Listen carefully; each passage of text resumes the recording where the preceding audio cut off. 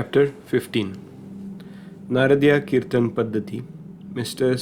Cholkar's Sugarless Tea, Two Lizards. The readers may remember that mention was made in the 6th chapter regarding the Ramnami festival in Shirdi.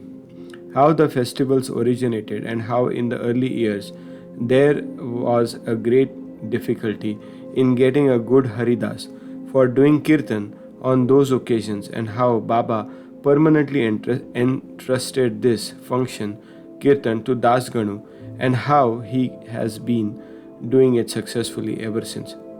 Now, in this chapter, we shall describe the manner in which Das Ganu has been doing the Kirtan.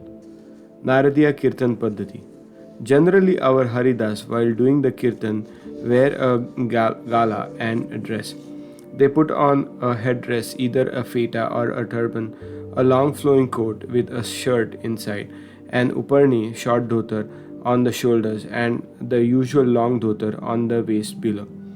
After dressing himself in this fashion for some kirtan in the Shirdi village, Das Ganu went to Baba for prostrating before him.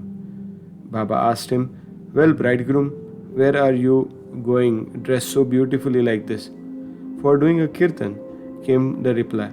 Then Baba said, "Why do you want all the paraphernalia, coat, uparni and feta? Lay off all that before me. Why wear them on the body?" Das Ganu immediately took them off and placed them at Baba's feet. Thenceforth, Das Ganu never wore these things while doing the kirtan. He was always bare from waist upwards. A pair of chiplis was in his hand and a garland around his neck. This is not in consonance with the practice generally followed by all the Haridas, but this is the best and the purest method. The sage Narada, from whom the Kirtan Paddhati originated, wore nothing on his torso and head. He carried a veena in his hand and wandered from place to place, singing the glory of the Lord.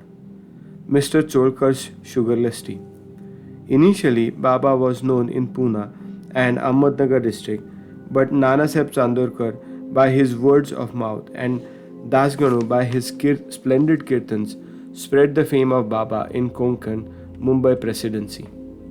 In fact, it was Das Ganu, may God bless him, who by his beautiful and inimitable kirtans made Baba available to so many people there.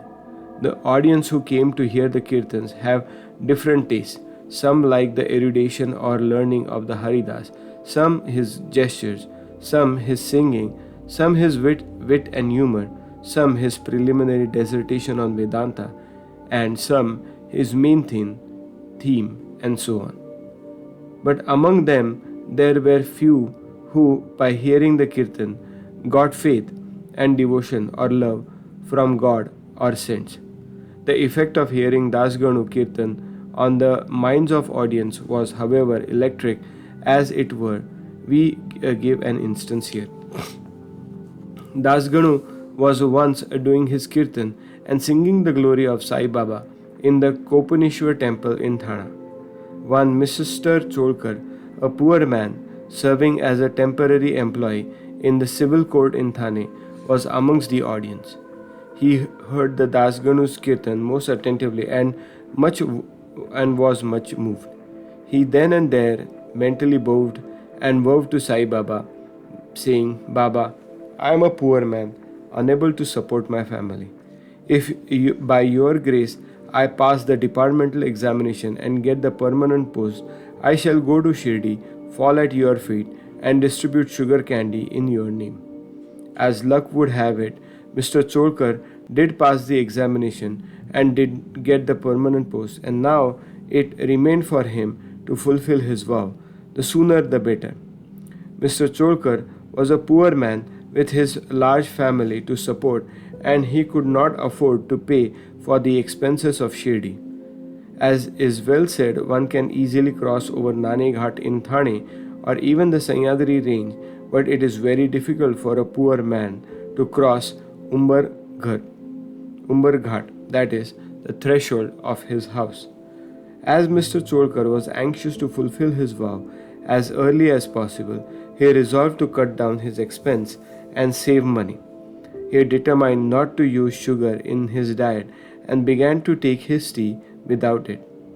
After he was able to save some money in this way, he came to Shirdi, took Baba's darshan, fell at his feet, offered a coconut, distributed it with a clean conscience along with sugar candy, and as per his vow, and said to Baba that he was much pleased with the darshan and his desires were fulfilled that day. Mr. Cholkar was in the masjid with his host Bapu Sahib Zog. When the host and the guest both got up and were about to leave the masjid, Baba spoke to Zog as follows: "Give him, your guest, cup of tea fully saturated with sugar." Hearing these words, Mr. Cholkar was much moved. He was wonderstruck. His eyes were bedewed with tears and he fell at Baba's feet again. Mr. Zog was also curious about this direction. Baba wanted by his words to create faith and devotion in Cholkar's mind. He hinted as it were that he got the sugar candy as per his vow, and that he knew fully well his secret determination not to use sugar in his diet. Baba meant to say, "If you spread your palms with devotion before me, I am immediately with you day and night. Though I am here physically, still I know what to do, what you do beyond the 7 seas. Go whenever you wish over the wide world, I am with you. My abode is in your heart and I am with you. Always worship me who is seated in your heart as well as in the hearts of all beings. Blessed and fortunate indeed is he who knows me thus." What a beautiful and important lesson Baba had thus departed to Mr. Cholkar. Two lizards. Now we close this chapter with a story of two little lizards. Once Baba was sitting in the masjid. A devotee sat in front of him when a lizard ticked.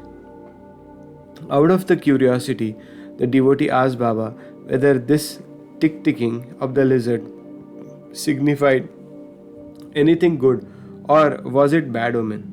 Baba said that the lizard was overjoyed as her sister from Aurangabad was coming to see her. The devotee sat silent, not making out any meaning of Baba's word. Immediately, a gentleman from Aurangabad came on a horseback to see Baba. He wanted to proceed further, but his horse would not go as it was hungry and wanted grams. He took out a bag of grams from his shoulders to bring grams and dashed it on the ground to remove dirt. A lizard came out from there and in presence of all climbed up all the wall. Baba asked the questioner devotee to mark her well. She at once went strutting to her sister. Both sisters met each other after a long time, kissed and embraced each other, whirled around and danced with love. Where is Shirdi and where is Aurangabad? From the lizard. How would the man on horse back come from Aurangabad with the lizard? And how should Baba make the proficiency of the meeting of the two sisters? All this is really very wonderful and proves the omniscience, the all-knowing nature of Baba. Postscripts. He who respectfully reads this chapter or studies it daily will get all the miseries moved by the grace of the Sadguru Sai Baba. Bow to Shri Sai. Peace be to all.